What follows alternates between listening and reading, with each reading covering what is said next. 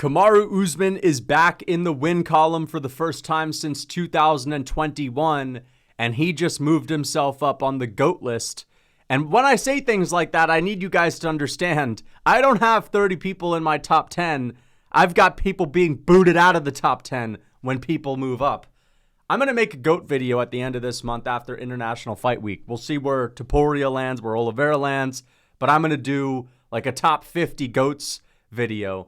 Usman moved up with a win over prime Joaquin Buckley. And before people say that Buckley was totally fraud checked, Buckley looked incredible in the 4th and 5th round. I should say really the 5th, where he stuffed all of the takedowns. I kind of thought that 5th round was going to be the majority of the fight.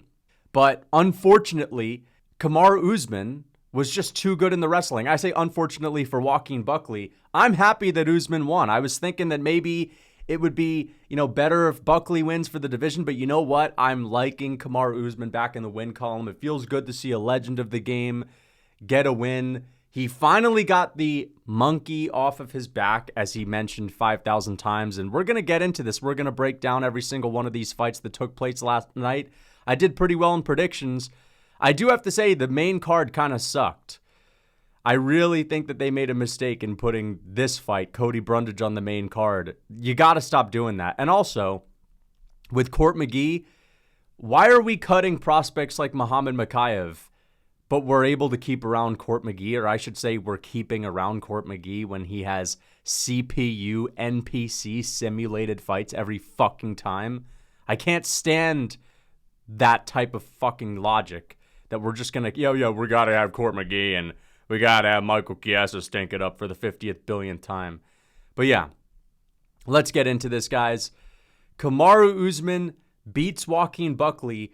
We were all wrong about Kamaru Usman's wrestling and Joaquin Buckley's ability to stop it, okay? Because I think that's why a lot of people, including myself, picked Joaquin Buckley. I picked Joaquin Buckley because I assumed that because he was explosive and very strong and stocky, and he had stuffed a lot of Colby Covington's takedowns and actually wound up in dominant positions against Colby Covington and had showed us that he has good offensive wrestling as well, I was assuming that, Kamaru Usman kind of struggled to take down Leon Edwards consistently. And, his wrestling back in the day was great, but it seems to have deteriorated as he's gotten older, and his knees haven't been getting better. They're only getting worse. I'm thinking Buckley's going to be able to stop it. And he did in the 5th, effortlessly. He was stopping those takedowns in the 5th and dominating Kamaru Usman on the feet. And that's the one thing that I was also wrong on. I said Usman was really going to piece Buckley up at range. It's only when Buckley gets in the pocket where he's going to make Usman look silly. And that was true. Every time Buckley closed the distance, Usman had 0 for him. And you really saw it in the 5th round when he would stuff the takedowns. He would get in Usman's face, and it looked like he was just landing at will. 4-punch combinations, all to the chin. I don't know how Kamaru Usman ate some of them. It really looked like Buckley was getting super close to knocking this dude out. Usman landed a couple jabs here and there, but this may be the worst I've ever seen Kamaru Usman look on the feet in my entire life. And we'll talk about that a little bit more, but back to the wrestling. Maybe that has to do with the fact that Usman went into his training camp thinking, there's no reason for me to risk it. I'm just going to fall back on what I'm best at, my bread and butter. Okay, I'm still very strong. And Usman, you look at him last night, a lot of the wrestling he was doing was with the upper body. He was taking Buckley down, and then when Buckley would try to, scoot his back up against the fence, try to build his way back up, Kamaru Usman would just sort of pull him back down, right? He would put his hands underneath Joaquin Buckley's legs and sort of scoop him back up just to, keep him on his back. Kamaru Usman's all upper body. We know his knees aren't that good. This guy is like all upper body in the octagon. And as strong as Joaquin Buckley is, Kamaru Usman's strength is still amazing. And, again, he's like, Joaquin Buckley's strong, but Usman's just an upper body. He's like Larry the Lobster in the cage. But then again, it's like he's also got the crafty techniques. And I was really happy early on in this fight when I saw Kamaru Usman noogieing Joaquin Buckley with the elbows and landing short shots of ground and pound and sort of cutting him up and, at the end of the rounds, Usman would sort of loom over Joaquin Buckley. One moment, he stood over him purposefully, like for a few seconds, and the ref had to sort of, break it up a bit. But yeah, Kamaru Usman looked hungry. He looked like he had trained for just that. He looked like he was in the gym, wrestling shoes on, not really focusing too much on the striking, and it paid off. I was shocked at how easily he was able to keep Joaquin Buckley down. And that just goes to show that Colby Covington, and as decent as Colby Covington's wrestling is, it's probably not on the same level as Kamaru Usman. And also, I just think that version of Colby Covington that Joaquin Buckley fought, in which it made it look as if he was about to have the 5th round that he had with Usman for the whole fight, where he's just stuffing every takedown. That version of Colby Covington was extremely mentally checked out. This version of Kamaru Usman was not mentally checked out. I think we saw Kamaru Usman that was telling himself, if I come back, I'm fully invested in it. And that may be why he took so much time off since his last fight to come back. Maybe that's why, because he needed to get himself mentally prepared. He needed to have those conversations with himself to see if he still truly wanted it, if he was hungry. And he looked hungry. He looked hungry. Again, he pulled out some craft last night. Very crafty performance, taking Joaquin Buckley down and landing those ground and pound shots, getting some accumulative damage going. But on the feet, I was really wrong. I said that Usman's jab is going to be a problem. I started my prediction saying Joaquin Buckley's about to get messed up, but I think he's going to come back in the middle of the fight and do really well. I was thinking that patented Kamaru Usman jab, the straight right hand, the teeps. I didn't really mention the teeps, but I was thinking he would look more similar to how he did in the Khamzat fight. He even looked better on the feet in the Khamzat fight. But, I mean, this was by far the worst Kamaru Usman I've ever seen on the feet.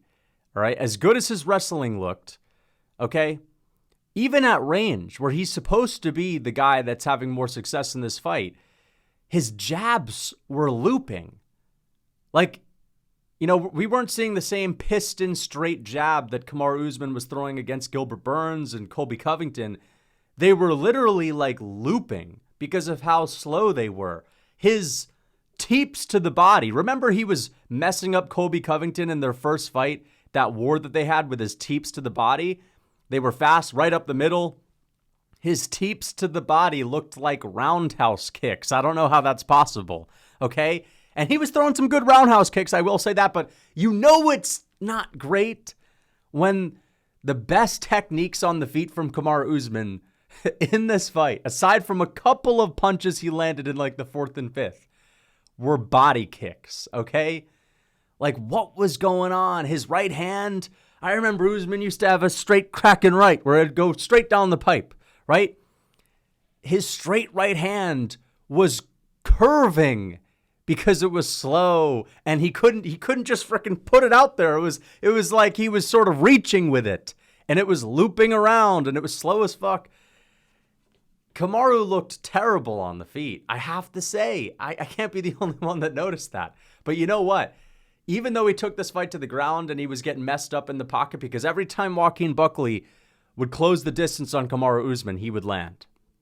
And as I said, Kamaru Usman looked lost, and that's why I picked him to KO him. But again, Usman proved me wrong because he was able to get the takedowns, and I didn't think he'd be able to keep them. I really didn't think so. He used to have great control. He did that to Tyron Woodley, but that was 2019 he did that to Tyron Woodley? That was peak Usman, right? I was thinking, man, I don't know if he's the same guy. And I almost don't even take that into account, that Usman is going to hold someone down like that, because, of course, towards the end of his title reign, he got so comfortable on the feet. Even against Masvidal, okay, he didn't have that dominant top game established. In the rematch with Masvidal, he takes Masvidal down, and that's it. He stands with him for the rest of the fight, especially the majority of the second round, and then he knocks him out. Colby Covington, of course, is not going to be a lot of wrestling. Fair enough, there was a good amount of wrestling in the Edwards fight, but you didn't see him establish this dominance in the grappling against Edwards. And you look at a guy like Buckley, given that he's built the way that he is, you think, okay, he's stuffing Colby Covington's takedowns. I think Buckley's going to be able to keep this fight standing quite a bit. but he could not stop the takedown. Usman relying on his wrestling, going back to it, probably drilling it over and over and over again in training camp. This is exactly the kind of performance he needed. But he was saying in the post-fight interview, in the Octagon interview, that he would have liked to let his hands go, but he just had that monkey on his back. And it's like, I would understand that if he was coming off of a KO, but his last 2 fights, he's gone the distance and he's thrown some hands, right? Against Edwards in the rematch, or the trilogy, I should say, Kamaru Usman was coming off of the KO. He didn't look that great, but he still looked better on the feet than he did last night. And then against Khamzat, he still looked a little bit better on the feet. He was actually throwing crispy straight punches, but maybe it was a little bit of ring rust. Either way, he does look a little slower on the feet, a lot slower. But his wrestling looked the best it's looked in years. And Joaquin Buckley, it was too little too late. He started making adjustments in the 5th round, but up until then, like, he was getting taken down towards, a couple minutes in every single round. So Usman would hold him down for 3 minutes of a round, beat him up. The judges liked the dominance. They gave him basically every round. I thought that there was an argument for Kamaru Usman winning the 4th, right? Because, Joaquin Buckley winning the 4th, given that Usman didn't get the takedown until there was only 2 minutes left on the clock. And before that, Joaquin Buckley was landing some great shots on the feet. Either way, at the very worst for Kamaru Usman, it would be a 48-47. I think 49-46 is fair. Joaquin Buckley definitely won the 5th round. I would love to see Usman fight Belal Muhammad. I know that he doesn't like that, and he was at the press conference saying, Who? When they would ask him about Belal Muhammad, he's doing the same thing that he did back in the day when Masvidal was brought up to him. He would say, Who? So I don't know if we're going to get that fight. Usman seems laser focused on a title fight or bust. That seems to be his mindset. Maybe Justin Gaethje is rubbing off on him a little bit, but I understand it. I get it, but I can't lie. He's coming off of a bunch of losses, although he did have a draw to Khamzat Chimaev.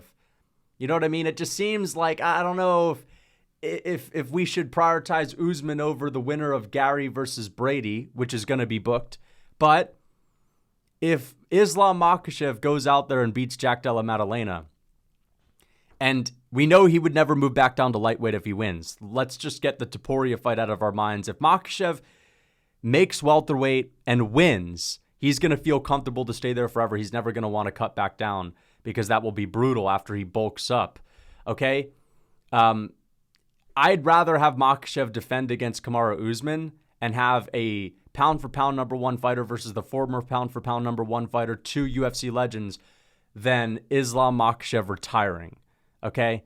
So I don't mind that fight.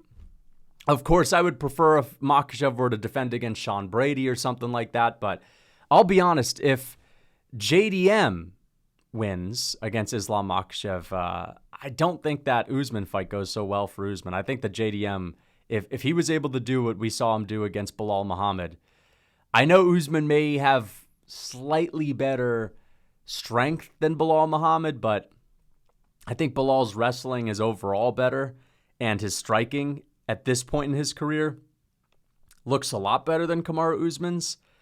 I think JDM would whoop Kamaru Usman. And I don't know about the Makhachev fight because Makhachev has a short reach compared to Kamaru. And even though Usman's looking a little bit slower on the feet, maybe he can clean things up a little bit and utilize the reach advantage, and that could make it competitive. But either way, I don't know if Usman beats those guys because, of course, we're talking about JDM, true brick wall takedown defense, proven against Belal, not Colby 1 foot out the door Covington, and Makhachev, who's Islam Makhachev, best grappler on the planet. Either way, I want to see Kamaru Usman in a big fight next, either against Belal, and I know he doesn't like that fight, but imagine they do Usman versus Belal Muhammad, 5-round feature fight. What happened to the 5-round feature fights? Guys, I miss the 5-round feature fights. Why does the UFC never do that anymore? All right, the last one they did was what? Gaethje versus Holloway, BMF title. Let's do a 5-round feature fight. Usman versus Belal. A winner gets a title shot, man. If it's Usman, at least, you know? But listen, we got to talk about where this puts Usman on the GOAT list. I don't know exactly, but I will say this. Kamaru Usman took Khamzat Chimaev to a draw. That was not a loss. He won the second. He won the third round. He outstruck Khamzat in both the second and the third. That doesn't count as a win, but it looks good that he wasn't beat by a guy that's beaten every single other person that he's fought. And for him to come back past his prime clearly and beat a killer like Joaquin Buckley, and again, people might be saying after this that Buckley always sucked or whatever, but like, no, I don't think so. Buckley does not suck at all. I mean, yeah, his takedown defense needs a little bit of work, but, let's not act like Kamaru Usman didn't look exceptional in the wrestling, right? We know Usman always has the potential to look great with his wrestling and dragging people to the canvas, but first off, like, he looked better than ever doing that, almost like a version of the guy that fought Tyron Woodley, which was peak Usman. So, I mean, is it really the worst look for Buckley to get held down by a guy that's looking like peak Kamaru Usman? And also, he still showed us that he has the ability to stuff takedowns in the fourth and the fifth round, especially the fifth. He was shucking them all off easily and sprawling a lot of them. And when it was on the feet, Joaquin Buckley was piecing the fuck out of Kamaru Usman. He was beating his ass. So we can't say that he sucks. For Kamaru Usman to get in the cage with a killer like that, and this is another thing I do have to mention. We just talked about Usman's chances versus JDM and Makhachev. Those guys aren't as powerful as Joaquin Buckley, so maybe Usman would be a little bit more comfortable on the feet. Either way, for him to beat a killer like Joaquin Buckley, who's in his prime, who's strong, who most people predicted him to win. Usman was kind of the underdog in this matchup, and who was a superior striker. For Usman to win that at 38, that's a really solid win, okay? People have beaten Joaquin Buckley in the past, but not a prime version of Joaquin Buckley. Joaquin Buckley's been on a tear. He's not lost in, 2 years, and he's been incredibly active, and he's been getting better from fight to fight. That is an amazing win for Kamaru Usman. Remember, if Buckley were to win this, he would be in a number one contenders fight. If he were to win that, he'd be fighting for the belt. So I still think Joaquin Buckley is going to be a guy that we see in the top 5 for a while. This is just going to make him even hungrier. And yeah, again, I'm going to make a GOAT video pretty soon after UFC 317. By the way, speaking of UFC 317, that card has gotten more stacked. 2 great fights have been added to it. Now I'm more excited for it. Let's get on to the next one. Rose Namajunas versus Miranda Maverick. This was a fight, okay? And you know what? I will say this. This was pretty decent in the first round. Rose Namajunas, Miranda Maverick were exchanging some punches. They were actually fighting, which was good. It's good to see a real fight for a change in WMMA. They were throwing punches. They were landing punches. I like to see that. Second round, third round, a little bit more boring, more grappling. And Rose Namajunas gets the dub. I picked her to win. Edmen Shahbazyan fucks up Andre Petroski on the feet. But you know what? Petroski surprised me in the third round. He was letting his hands go. I mean, goodness gracious, his coach, I'm sure you heard Andre Petroski's coach saying, hands, hands. And Andre Petroski would throw one punch. And then in the third round, he finally let his hands go. And I understand why his coach was calling for hands, because Andre Petroski was piecing up Edmen Shahbazyan in the pocket. I'm surprised. That's the best his boxing has ever looked. But it was too little too late. Edmen Shahbazyan had dominated the first round, keeping Andre Petroski at the end of his jab, long-rangey shots, and did a really good job stuffing the takedowns, gets the win. Edmen Shahbazyan, I picked him to get it done. Now let's get on to this. Cody Garbrandt, Raoni Barcelos. I picked Raoni Barcelos, and I was spot on here. I said, if anyone is going to be craftier, if anyone's going to be able to make adjustments, it's a fighter like Raoni Barcelos, who's a more well-rounded kicky boxer that has wrestling. Whereas Cody Garbrandt, from the minute a fight starts to the minute a fight ends, is going to have the same exact approach, and that's speed, right? And I was worried early on watching this because, again, Cody Garbrandt in the beginning of a fight is like, moving around like the speed of light. Cracking Raoni Barcelos. Raoni Barcelos had nothing for him in the first round. And Cody Garbrandt looks like he's going to go in there and have himself an easy decision, but Raoni Barcelos, crafty. And I know you could say, well, Cody Garbrandt's a vet. Well, just because you're a vet doesn't make you crafty. There's some vets that are not crafty. And Cody Garbrandt had the exact same approach. And, of course, you're going to slow down a little bit as his speed deteriorated, as the fight went on, Raoni Barcelos started to get into a rhythm, started pressuring Cody Garbrandt, landing great kicks, landing some good shots, mixed it up real well, and gets it done by a crafty vet decision, showing his fight IQ. Cody Garbrandt showing the simpleton's game. And I will say this, and I've said this before, but I think that Cody Garbrandt may be, and you cannot say that he's an old dog out there. What is this guy, like 33, 34, right? People were saying Garbrandt was washed and he's an old, washed up dog. They were saying that like 4 years ago when he was 30, okay? I think at this point we just have to acknowledge that Michael Bisping is no longer the worst champion in UFC history. I think it may be Cody Garbrandt. Now, I'm not saying skill-wise, because I still think skill-wise Cody Garbrandt would be able to hang with Bisping, but that's because he's got that lighter man skill. Either way, outside of his win against Dominic Cruz, where the stars aligned, and this is why I think Cruz's resume is extremely overrated, but also why I think TJ Dillashaw's resume is extremely overrated, because, yeah, you have the brow fights, okay? I understand you got the brow fights, but then there's the robbery against Sandhagen, and then there's the Garbrandt wins, which were TJ's biggest wins, most famous wins. They were against Garbrandt, who, since those losses, has basically lost to every single fighter he's fought. Rob Font, Pedro Munoz, Raoni Barcelos. The guys that he's beating are like Trevin Jones, right? Freaking old man, I forget his name. Old man Rafael Assunção.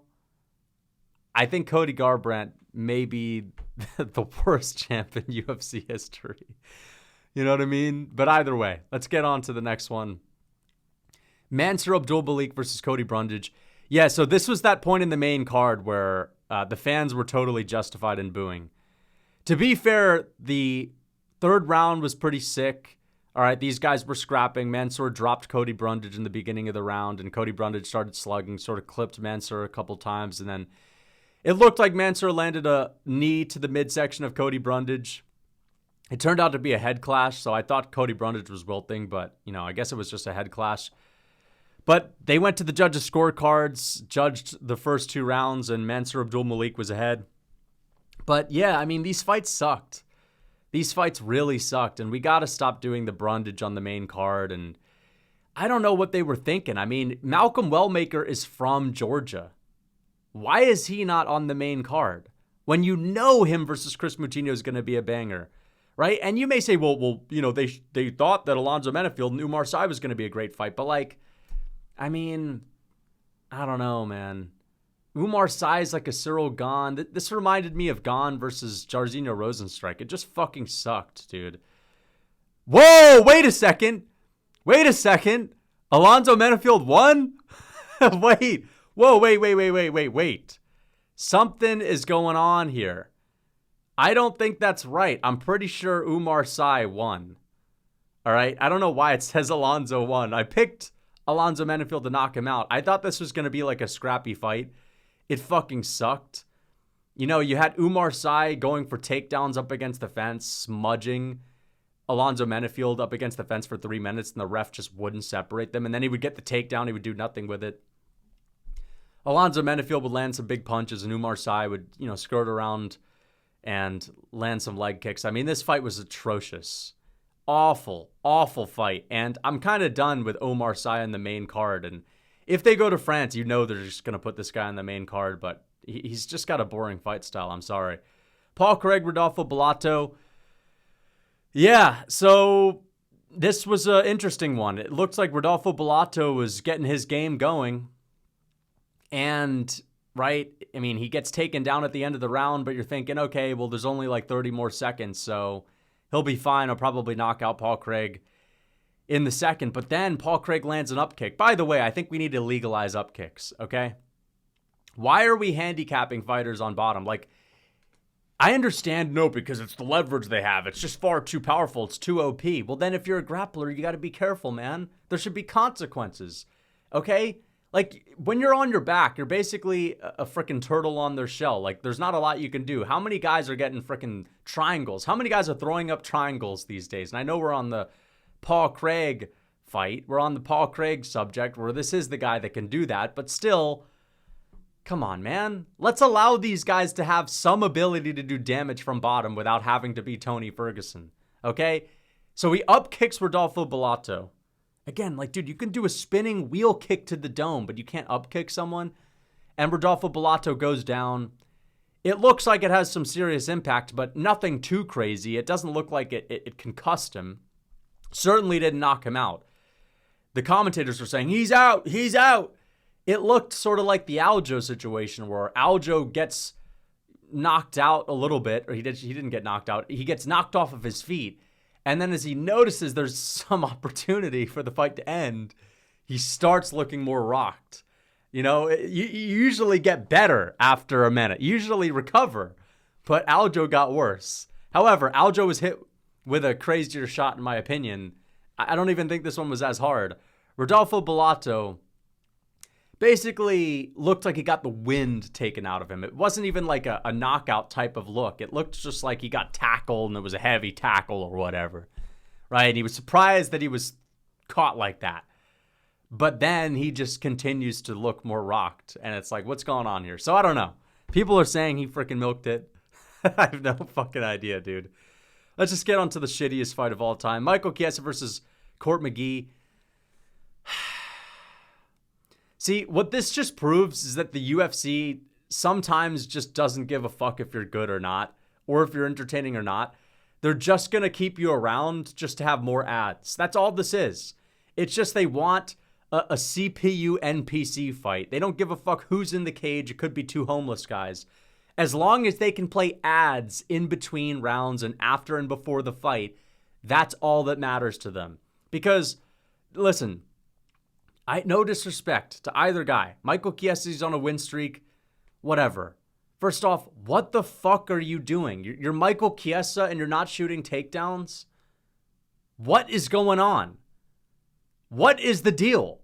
Okay, you had Court McGee shooting more takedowns than Michael Chiesa in this fight. What the fuck is going on here? It literally just looked like a friendly sparring match. This was insanely boring. I also just need to say, like, why do they keep Court McGee around? This guy is an eternal decision merchant who goes to lackluster decisions against other vets. It'd be one thing if, well, you know, he took Malcolm Wellmaker to a decision and, you know, he took Buckley to a decision. He still got it. He's a tough out. And every now and then you need someone to get past a tough out test. He's going to decisions against people that also should be cut. Like, listen, how is Muhammad Mokaev getting cut, but Court McGee is sticking around? I don't understand, dude. I don't get it. Like, who the fuck is excited for a Court McGee fight? Whoa. What do you mean Court McGee's a legend, man? He had a sick fight back in 2015, man. I don't care. He's not had a good, memorable, remarkable fight in over 10 years, it seems. And every single time this guy fights, you have no idea who he just fought because it was so unremarkable, okay? It's just a chore to watch this stuff sometimes. You know what I mean? Holy shit. And then Michael Chiesa, you're supposed to go out there and take him down and go for a submission. You couldn't even impose your will. You know, at least that was something about this fight. Oh, Court McGee's going to keep it standing and Michael Chiesa's going to be the grappler. We'll see. There's like a little bit of a stylistic clash. And then Michael Chiesa's just like, all right, I'm going to strike with this guy. And it's just two old men with no ability to finish a fly striking. And it looks like a sparring match. Like Michael Chiesa's out there to keep his commentary job. And Court McGee's out there just because, you know, he doesn't even know why the UFC keeps him around. But he's like, dude, fuck it. I'll show up for a paycheck. I know I'm not getting KO'd. Right? Court McGee's never had a conversation with anyone about taking too much damage in his career. You know, usually you're getting up in there, getting up in age. You're getting to that 38, 39 age, and you've got people around you say, hey, man, is it worth it taking damage? But because Court McGee goes out there and has a sparring match every time, that's never occurred to anyone, and it never should.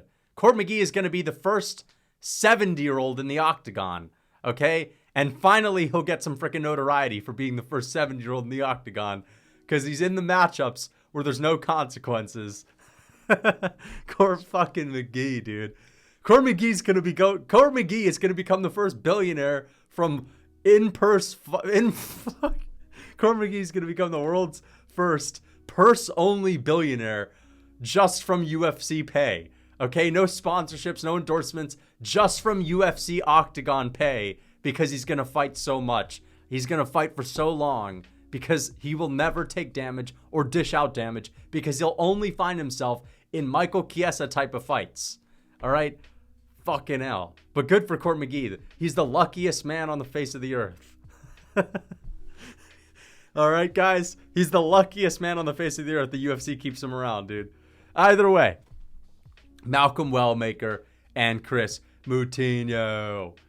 I was worried for Malcolm Wellmaker about a minute into this fight after he had landed some bombs on Kris Moutinho, and I was thinking, man, I don't know. He's putting everything into these strikes. Kris Moutinho might eat them and then weather the storm and come back. But Malcolm Wellmaker flatlines, granite-chinned Kris Moutinho. And I will say this. Let's not forget, Kris Moutinho was brutally knocked out the fight after he fought O'Malley. I'm not saying O'Malley took his chin, but either way, this is the real Peyton Talbot. This is the real Sean O'Malley. All right. Every now and then, I don't know. Is it the real Peyton Talbot or is it the real O'Malley? I guess you could say it's the real O'Malley, given that he literally fought an O'Malley victim who O'Malley destroyed, but he did it a lot easier. What does this guy have in his hands? Now, again, Kris Moutinho has taken a lot of damage throughout the years, and maybe his chin has gotten a little bit worse.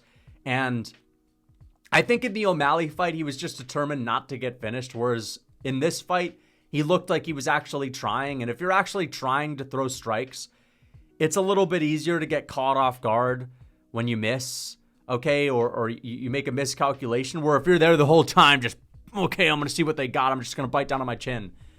It might be a little bit easier to take the shot, but dude, Malcolm Wellmaker's got insane power in his hands. All right. He's KO'd Cameron Simon, okay, which you could say that's the real Talbot too. But then he KO'd Kris Moutinho, so you could say it's the real O'Malley. Either way, the next time this guy wins, Malcolm Wellmaker, all right, the next time this guy knocks someone out, we need to go to the UFC's page and we need to say the real O'Malley or Talbot. So, yeah. It's good to have a real fighter back, okay? Because I haven't seen a real one since that Talbot versus Simon fight, okay? Speaking of Peyton Talbot, he's on International Fight Week versus Felipe Lima. Sick fight. See, I'm a hardcore fan. I don't need GSP versus Brock Lesnar. Remember when we were doing UFC 300 and I was saying that it was a bit of a letdown and people were saying my expectations were too high and I was expecting McGregor versus Lesnar and Rousey versus John Cena. No, I'm hyped to see Talbot versus Felipe Lima. Like, that's a hardcore fans fight, okay? I'm hyped to see the Dodo Bird versus Jacoby Smith, even though I am very upset that the UFC made that fight. And I'm going to tell you guys about it when we break it down. I actually think it's an irresponsible matchup because there aren't many Dodo Birds left. Either way, let's get on to the next one. Jose Ochoa versus Cody Durden. I picked him to win this. I said he was like the new, flyweight Oliveira, and he showed it. He proved it. Was able to stuff some of those Cody Durden takedowns, lit him up in the first round, but then got hurt badly at the end of the first. But in the second, got in the pocket, clipped Cody Durden with a nasty hook, and then put him out up against the cage. Jose Ochoa went to a decision, a very close competitive decision with Loner Kavanaugh, and that's ultimately why I picked him, because Cody Durden, it's been a minute since he's had a dominant performance. He's just been kind of having these mediocre performances or losing. He gets rocked quite a bit on the feet.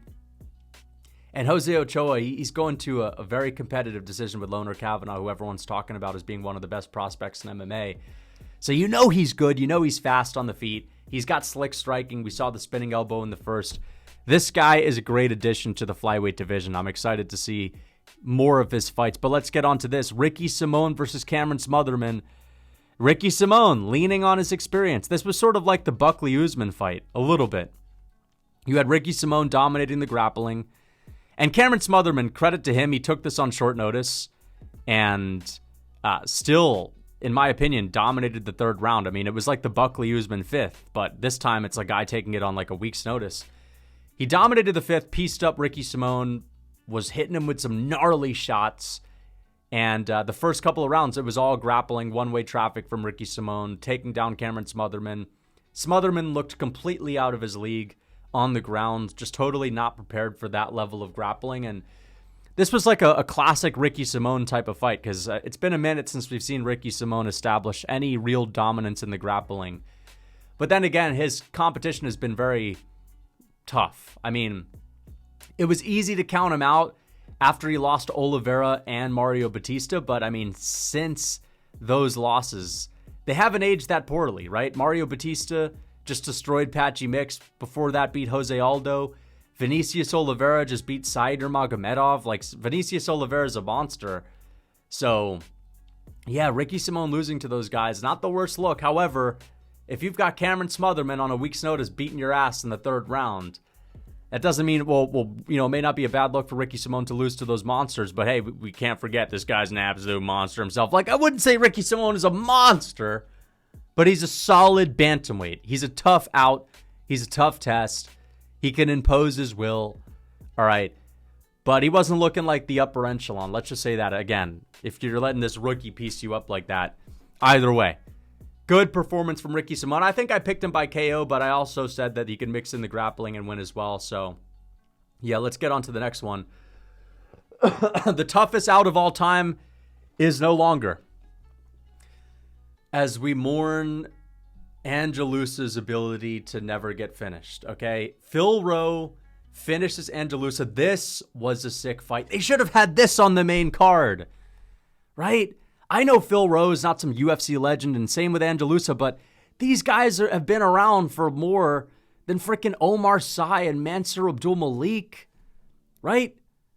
I mean, Ange Loosa's given us a scrap with JDM, even though he just kind of got beat up a little bit in that fight. But imagine if this was on the main card and then you had Malcolm Wellmaker on the main card. I mean, come on, guys. What are we doing? Omar Sy? No, the people love Omar Sy. He's the next gone. Like, come on, bro. Let's get this shit on the main card. Phil Rowe looked like he was getting dominated early on the ground. Ange Loosa mixing in the takedowns. Very impressive. We don't usually see Ange Loosa go for a lot of grappling like that, okay? But apparently he has it in his back pocket, and it looked great. Phil Rowe with this jiu-jitsu background. Jiu-jitsu, right? Usually taking an L to wrestling. You know, we're not in the 90s anymore where, oh, you're a crafty jiu-jitsu guy and you're just going to submit a wrestler or whatever. Although you could say that was actually the 90s where wrestlers were dominating the jiu-jitsu guys. Either way, Ange Loosa wins the first round. Phil Rowe starts coming on strong in the second round, starts piecing up Ange Loosa, but Ange Loosa rocks him badly at the end of the second round and drops Phil Rowe, gets on top of him, starts beating him up. I think Ange Loosa may be up 2-0, but then Phil Rowe, heart, grit, pushes the pace, starts beating up Ange Loosa with rangy shots, rocks him, and then that sequence where he's like holding Ange Loosa's face up against the fence, and Loosa looks gassed, he looks totally rocked, and Phil Rowe's just like face palming, not face palming, he's got his palm in Ange Loosa's face, or he's got a finger in his eyeball, and he's like punching him repeatedly, and Loosa's just like, oh shit, like I'm about to get knocked out, and Phil Rowe KOs him. Phil Rowe brutally knocks him out. The toughest out in the UFC, Ange Loosa is no longer, but Ange Loosa put up a good scrap. This was, I think, the fight of the night, by far. What else could have been the fight of the night? This was definitely the fight of the night. Great fight, Phil Rowe in the win column. I picked him to get this one done. Jamie Lynn Horth, I picked her to get it done as well. So how many did I get right? Let's see. I got 1, 2, 3, 4, 5, 6. This didn't happen, but whatever. Okay, I guess that's the one wrong. So 6-1, 7-1, 8-1, 9-1, 10-1, 10-2. Hey, I did pretty well on this card. You know, people are making fun of my picks. I usually do well in the main event. I've not been doing so great on the main cards, prelims overall, but 10-2 is pretty good going into UFC Azerbaijan and UFC 317. So, yeah, we did pretty well. Got most of these right. Okay, we even got the Alonzo Manafield plus 500 underdog right. No, I'm just kidding. I don't know why the UFC website has Alonzo Manafield winning that, but either way, this was pretty decent. It was a good card. I think the main card was a bit of a snoozer. They really should have put the Paul Craig Bellato fight on the main card, man. And again, like, what are we doing with these Court McGee Michael Chiesa matchups? And why do we not have Malcolm Wellmaker, who's from Georgia, on the main card where you know he's probably going to catch a body? What are we doing with that? But either way, hope you guys enjoyed the video. Until next time. I was telling him he wasn't in shape and he had no excuse. And you know why he had no excuse? He had the Real Food Cookbook. Oh, hey, I'm talking about the Real Food Cookbook. And if you don't have it, you should get it. That's right. The Real Food Cookbook will give you tasty comfort foods made with whole and unprocessed ingredients. Hey! Yo, shit, that was, I swear that was real. I swear that was real. A bee just touched my arm. Or maybe it was a fly. If I haven't ate a Real Food Cookbook meal this morning, that's why the bee was able to mock me in the moment. Well, listen, if you want to mock bees, okay, you're gonna have to hop on that Real Food Cookbook, get in shape, man. All right, so check it out. Code MMA for 30% off. The link is in the description.